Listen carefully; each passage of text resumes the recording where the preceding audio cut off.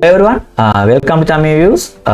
This is our 14th video of Golang series, right? In the previous video we have discussed about the functions that return multiple values, right? If you haven't watched that one, please look into that one. In this video also we will going to discuss about the nice feature of that Golang related functions that is called Variadic functions, right? This is very important. This like this, right? We can pass multiple parameters to the Variadic function, right? I will create a simple function called sum, right? And then if you want to pass multiple values like integer, right, we can pass those things like in this way, right? Nums, we want to add 3 dots and then we want to mention what is the type of those things, right? Okay, then we can simply print those values here. I am printing those things, right? Okay, then if I want to call this function, how we can call that function? I am call like in this way sum, right? We can pass 1. I am printing nums. Okay, this is the output, right? Okay, now I am printing the type of this nums. What is the type of this? Then you can get a clear understanding about what is the type of this nums. It's a integer array, right? It is actually slice, right? Okay, then if you want to pass multiple values, we can use the comma and then pass multiple values, right? Like in this way. Okay, I will run this one. This is the output now, right?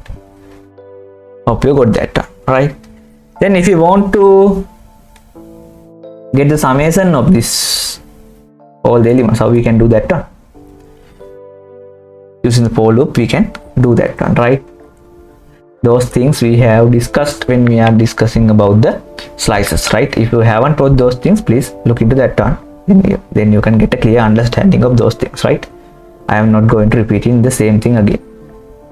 I will ignore the index and get the number, and I am calling range nums, right?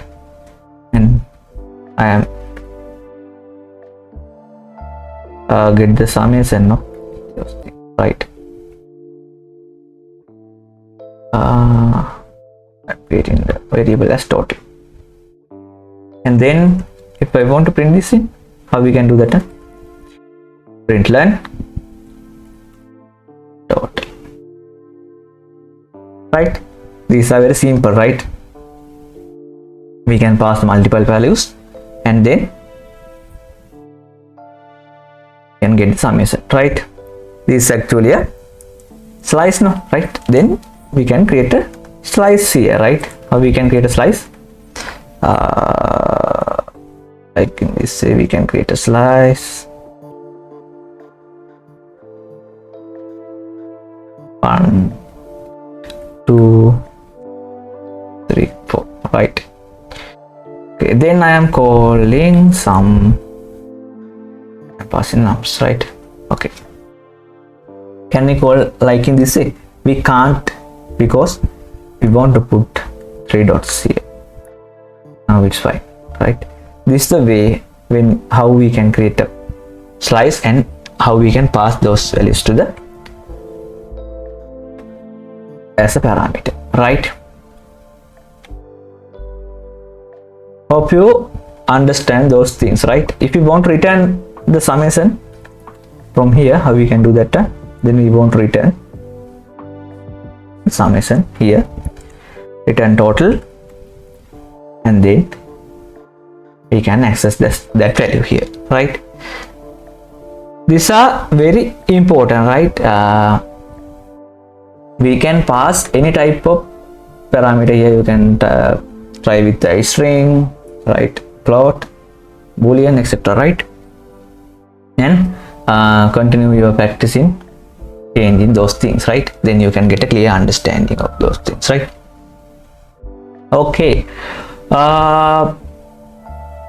these are things that I want to discuss for this from this video, right? In the next video we will discuss about the clauses. That is a very important feature in Go-related functions, right? If you have learned new things, please subscribe to channel and please share those things with your friends as well, right? I will wind this up. We will meet in the next video. Thank you. Bye.